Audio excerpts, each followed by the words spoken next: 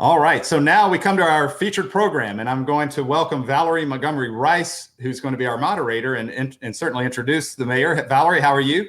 I'm well, thank you. Yeah, so those of you, Valerie, of course, is just a longtime dedicated member of our club, but also she's the 6th president of the Morehouse School of Medicine. And I believe the first woman president as well. So, great history of leadership there. And I know, you've done incredible work and research in the public health arena, and including access and equity. So I turn it over to you to guide us in our conversation with the mayor. Thank you. Thank you so much. And I'm so excited to be able to introduce our mayor, our daughter of Atlanta. Mayor Keisha Lance Bottoms, the 60th mayor of Atlanta, has worked tirelessly to realize her vision of one Atlanta, an affordable, resilient, and equitable Atlanta, which really stands as a model city for both commerce and compassion. A lifelong public servant, Mayor Bottoms is the only mayor in Atlanta's history to have served in all 3 branches of government, as a judge, a city council member, before being sworn in as mayor. Mayor Bottoms is a member of the State Bar of Georgia, Jack and Jill of America, the Links Incorporated, and Delta Sigma Theta sorority. She has also served on the board of Families First, shares her personal story of adoption, and advocates on behalf of adoption and foster care. She's a supporter of Morehouse School of Medicine and our work in health equity, for which we are immensely grateful. Thank you, Mayor Bottoms, for joining me today. Mayor Bottoms. Thank you so much, Valerie. It is great to be with you all again, although it's virtual. Who knew that 1 year later we would still be in this state, but I'm glad to be with you, even if just from my laptop. Valerie is such a wonderful friend, and I just want to thank you, Valerie, for all that you are doing to make sure that our communities are safe. Many of you all may not know this, but Valerie is making sure that many of our seniors get vaccinated over at the Morehouse School of Medicine. My mother was one of those seniors. She still won't let me tell her age, but she was old enough to be there. So I'm grateful. In 1A. She was in 1A. Let's remind her, 1A. Well, that's right. And my understanding, she goes back one day this week, so to get her second dose. As was mentioned, today is the first day of Black History Month, and I want to take a moment to remember someone who I know is very dear to Valerie and to so many others, our hometown hero, Hank Aaron, whom recently passed. I said at his passing that he was a cornerstone of our Atlanta village, and so much of who we are as a city we owe to him. In so many ways, he put Atlanta on the map. But more than that, I do hope that his kindness and generosity and humility will continue to inspire each of us, not just this month, but in the many years ahead. And we also enter this month celebrating many firsts. As you all know, we inaugurated our first Black and Asian female vice president, Kamala Harris. I was very happy to attend the inauguration. The National Football League and Minor League Baseball both just named its first African-American women to be full-time coaches. And just a few weeks ago here in Atlanta, we had the opportunity to unveil our latest tribute to our native son, Dr. Martin Luther King Jr., with a statue, a beautiful statue that's been installed on M.L. King Drive across from the Mercedes-Benz Stadium. So if you get an opportunity, please go by and see it. And while you're there, just take a ride down M.L. King. It is really shaping up, and our goal has been to make that corridor, the entire street, a street that in its presence will be an honor to Dr. King. So a lot of improvements are being made. It's good to join you again. I can't believe that it has been quite a few years. I believe my team told me that not since 2018 have I joined you. I don't believe that's correct, but time flies when you're having fun. But it's a great opportunity for me to always share with you all our priorities And this year, our top priorities, of course, include our response and recovery with COVID-19. Our economic mobility and affordable housing continues to be a focal point, as well as public safety and our criminal justice reforms. As we know, our lives have been upended by this pandemic, and we have seen more than 400,000 Americans who've lost their lives to COVID-19.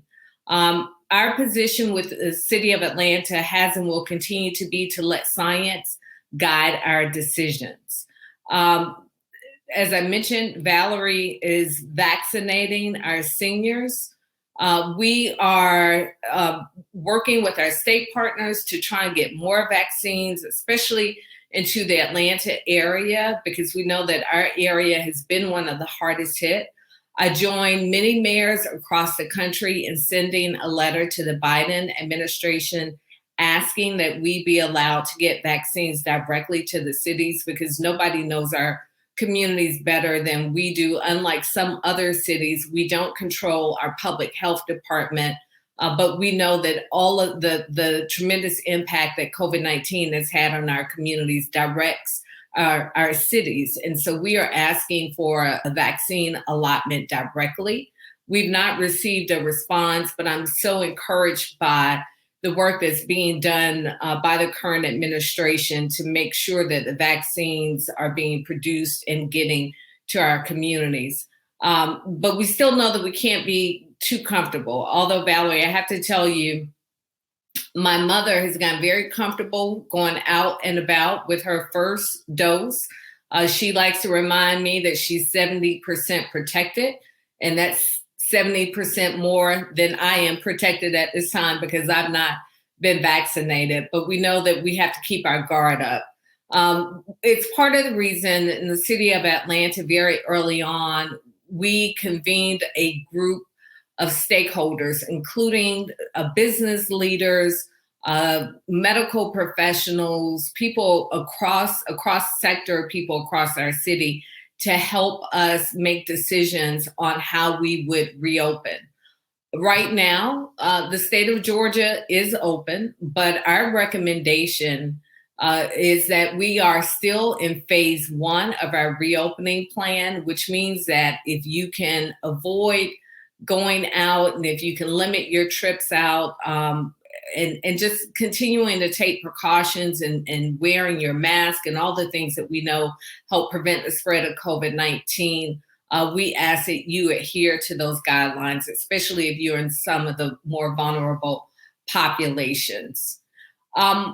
We talked a lot about our One Atlanta agenda, and our administration continues to put a razor sharp focus on issues pertaining to social justice and equity across the board. That includes affordable housing, economic mobility, access to healthcare, and public safety and justice reform. It's been quite a challenge over the past year because there have been so many things that have gotten our attention, but we know that we have to keep our eye on the prize and that the needs of our communities continue even when we are not in the midst of a pandemic. We are continuing to strengthen our relationship with Atlanta Public Schools. And one example of how we've navigated with COVID-19 was that at the beginning of the pandemic, when schools closed, we were able to partner to make sure that we could deliver meals to many of the kids who only receive their meals while they are in school, free lunch, free breakfast, and also delivering meals to our seniors. So that partnership and work continues in many areas. We created the Atlanta Youth Engagement Initiative last summer. And we've taken that one step further by creating a position that will focus solely on engaging our youth and harnessing their entrepreneurial energy. We named our city's first ever senior director of youth engagement. I've spoken a lot regarding appointing a chief education officer. But as our administration has continued, it's really highlighted where our needs are. There's a lot of talk about the water boys on the corner and what we can do to engage these kids. We still have our commitment to creating our child savings account, And also we have a youth scholarship program that's available through the city. So all of these areas and more will be the focal point of our new youth engagement officer. One of the first things our administration did upon taking office more than 3 years ago was a pledge. We made a pledge to raise more than to commit more than $1 billion toward affordable housing by the year 2026. I'm happy to share that we have reached nearly $500 million in public funds committed to affordable housing. And also with roughly 5,600 units of affordable housing that have been created since I was sworn in 2018. We are continuing to work toward that pledge. That does not include the private dollars that have been invested. And I signed legislation just recently, just last month, for $100 million in new bond funding to advance our One Atlanta Housing Affordability Action Plan. And just last week, we released our Affordable Housing ATL Guide, and this guide is intended to increase awareness of our housing programs and offer resources for Atlanta residents. Again, in the midst of a pandemic, it's easy to get distracted, but we have to continue to keep our eye on those things that are important to our communities. We know that one thing that's extremely important is that we continue to keep our communities clean. We had launched Operation Clean Sweep. Our Public Works Department has been hard at work. To date, they have de-littered and cut overgrowth on more than 900 sites, resulting in beautification of over 73 miles of our city. We've cleared nearly 2,000 illegal dumping sites. Hard to believe that our city has 2,000 illegal dumping sites, but we do, which equals more than 2,000 tons of debris. Just last week, our crews cleared 40 dump sites. That was just last week. They've removed more than 7,000 illegal signs, and over 500 of them were taken down in just 1 week. And I mentioned our Public Works Department. This includes the men and women who clean our streets, but also our sanitation workers, who I must mention have continued to work during the pandemic. We did not have to stop operations. So I'm very grateful that we were able to offer hazard pay to those men and women. But if you have an opportunity, if you see them picking up your trash, or if you just ride by them on the street, a nice hunk of your horn, waving your hand and just telling them thank you would be appreciated, because their work is often overlooked, but we know that it's so essential to our city continuing to run efficiently every day.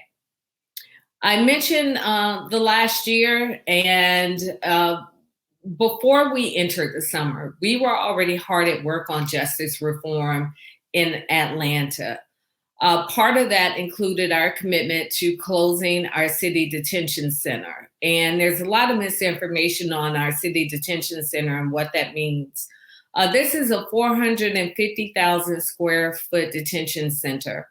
At the beginning of my term, I eliminated cash bail bonds. That's for petty offenses, meaning if you were stopped and if you couldn't pay a fine, you might go to jail. So it really unfairly targeted people who did not have the economic means to satisfy fines.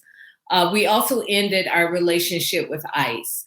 Because of that, we are now down to roughly 30 inmates a night in a 450,000 square foot facility. These are not violent offenders. The city of Atlanta, it's been many years since the city of Atlanta took in violent offenders and held first appearance hearings for felonies. These are people who are charged with petty crimes, things like littering, trespassing, nothing to do with violence. These are city level offenders.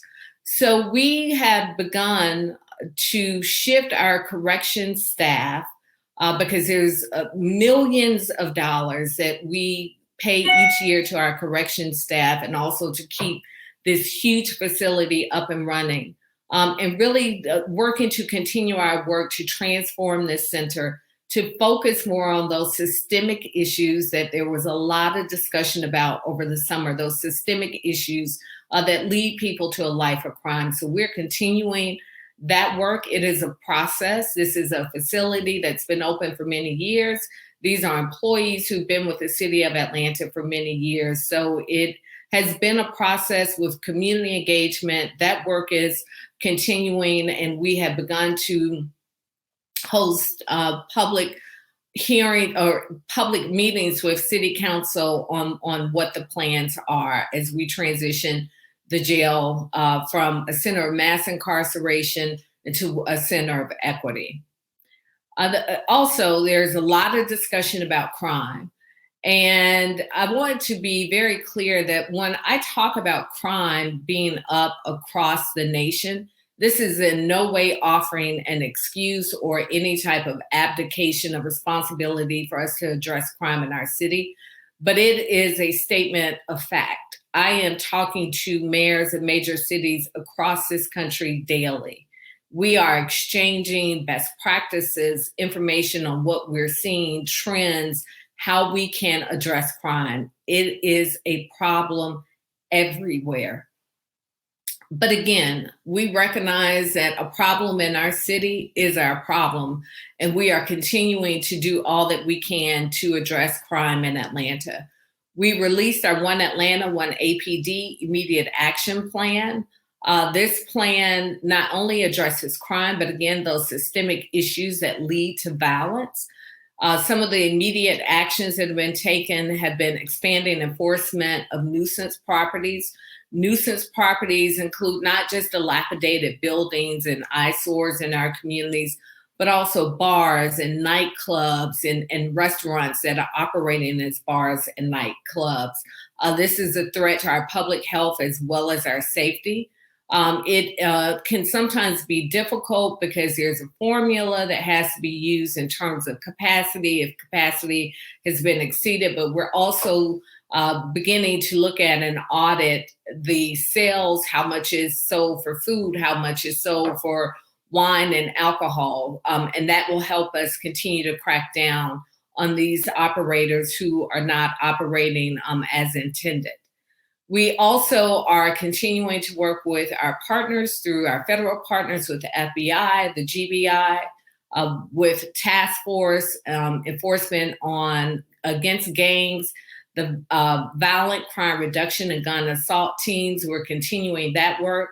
We are expanding Operation Shield. That's our camera network, which allows us to use technology and gives us an extra set of eyes on our streets. Also supporting neighborhood safety planning.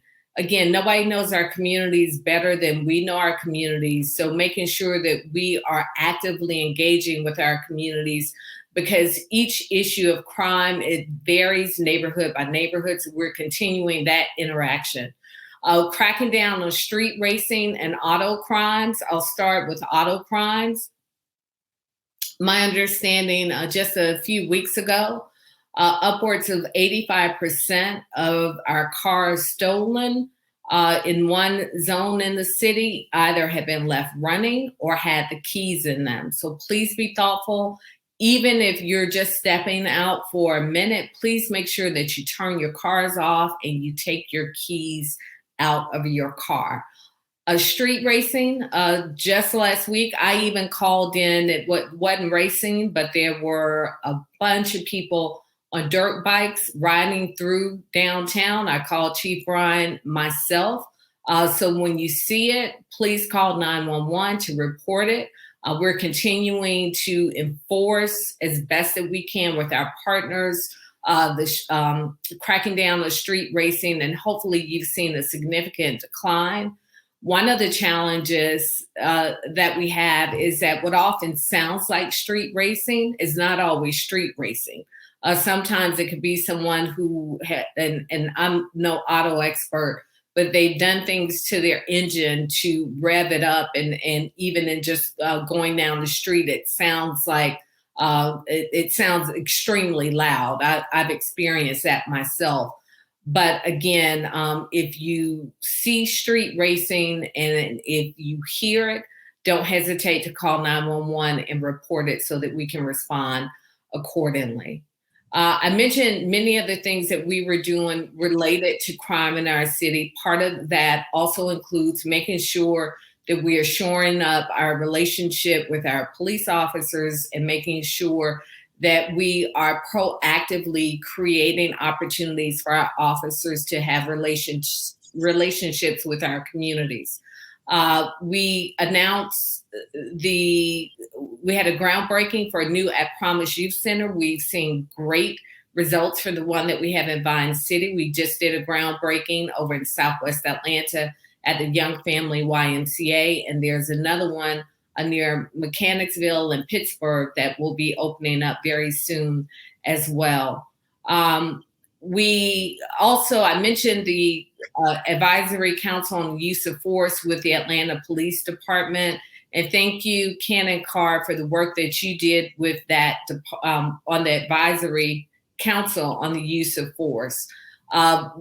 Because of their diligent work, we issued a series of executive orders related to our use of force policies. This included improving our compliance with public transparency of body-worn camera footage, working very closely with our technology department to make sure that that footage is readily available. Also, creating the repository of witness footage, making sure that's readily available. And we also extended the powers and awareness of the Atlanta Citizens Review Board, as well as several other actions. We've also entered into a partnership with Policing Alternatives and Diversion Initiative, known as PAD, to launch the 311 community referral services. We know that many times people aren't involved in violent crime, but there may be other challenges, whether it's someone suffering from mental illness or someone sleeping on our street, et cetera. So we want to make sure that people are able to report that and people are able to receive the supportive services that they need when someone calls 311. This year has been quite a year for all of us. So I continue to be proud of the work that we are doing in the city of Atlanta and the way that we have navigated these very challenging times. I'm inspired by so many people, but especially the work that Congressman Lewis did on behalf of all of us, making sure that all of our rights were respected and that we continue to keep those most in need top of mind. So I look forward to answering any questions that you may have, and I look forward to continuing the great work that we know needs to be done on behalf of our communities.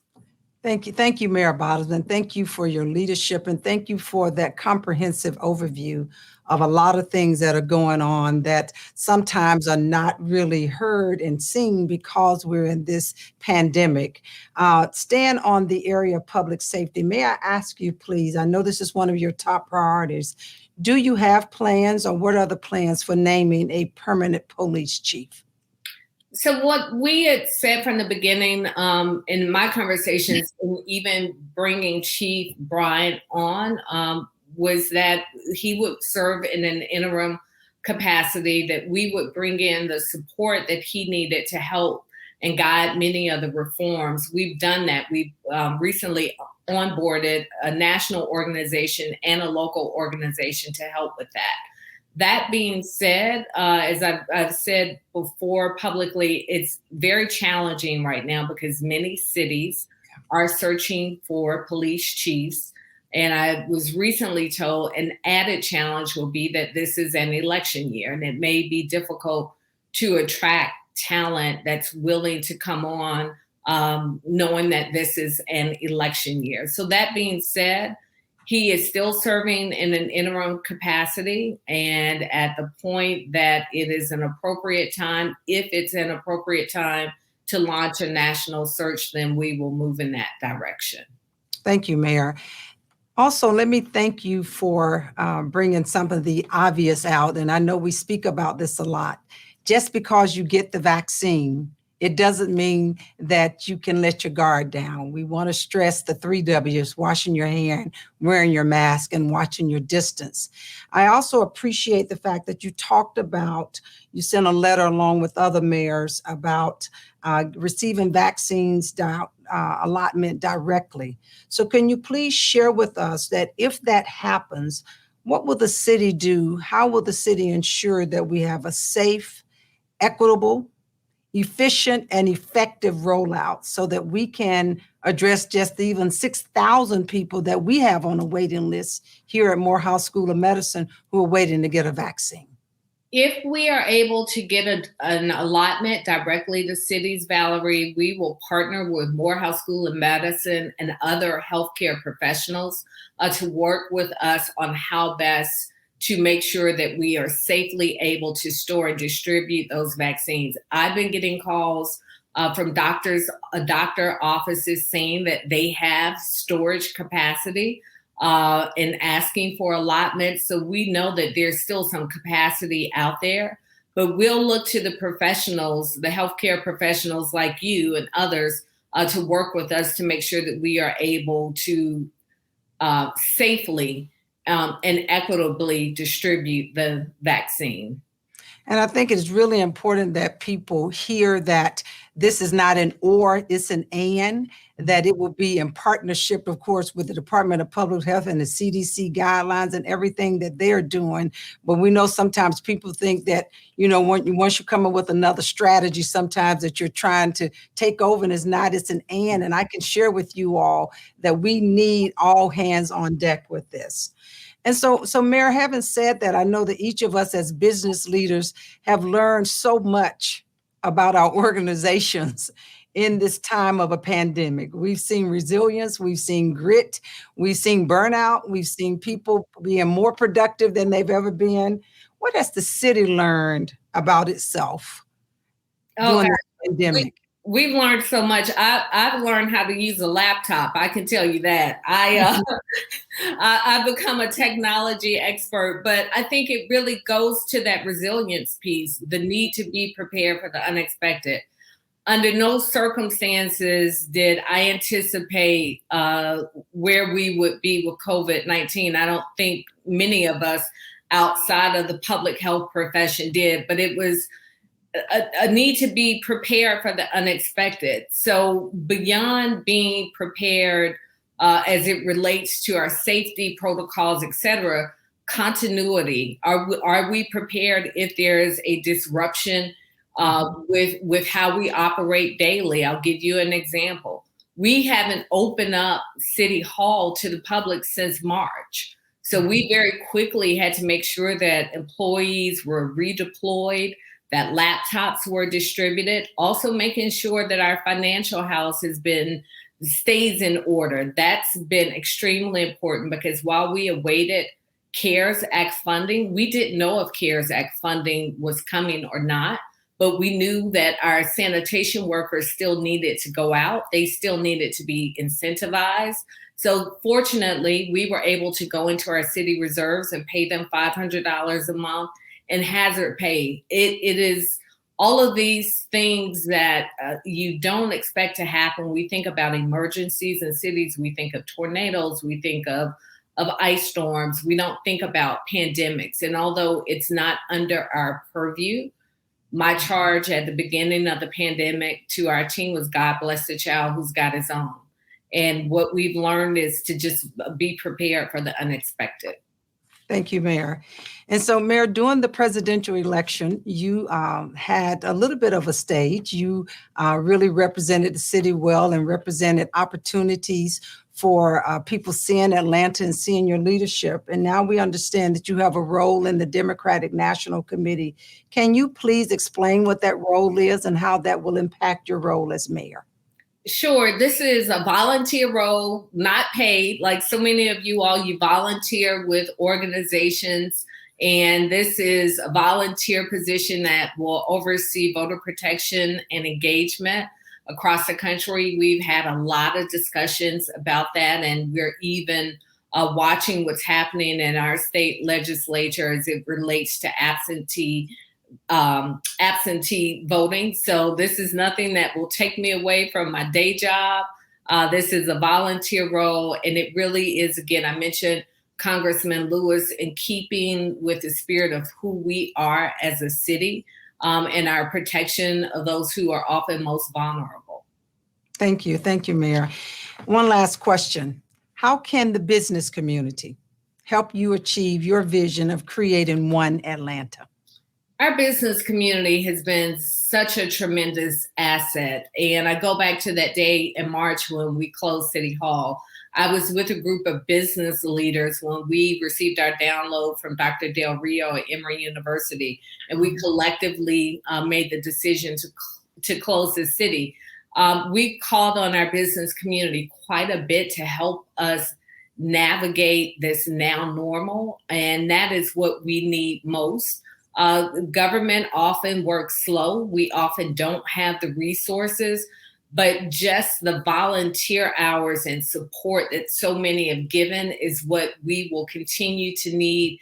And just recommendations and pulling our coattail when things aren't going as smoothly as they should. Having the reinforcement of the private sector to help us accomplish many of the things that we can't do through government alone continues to be helpful.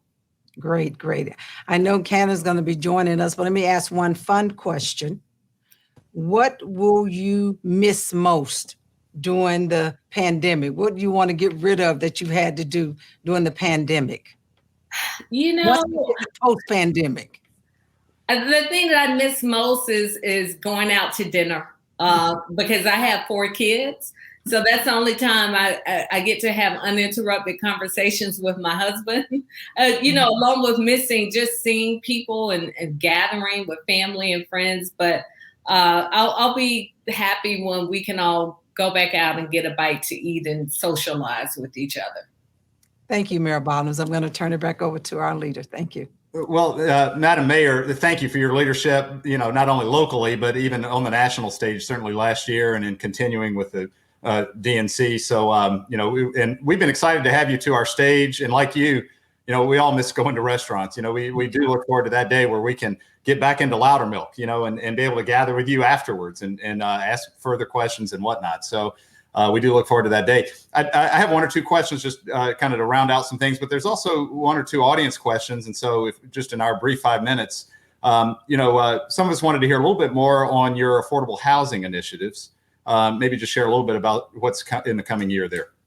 So what was really interesting during the course of the pandemic and the affordable housing piece is that we were able to allocate some of our CARES Act funding towards rental assistance and mortgage assistance.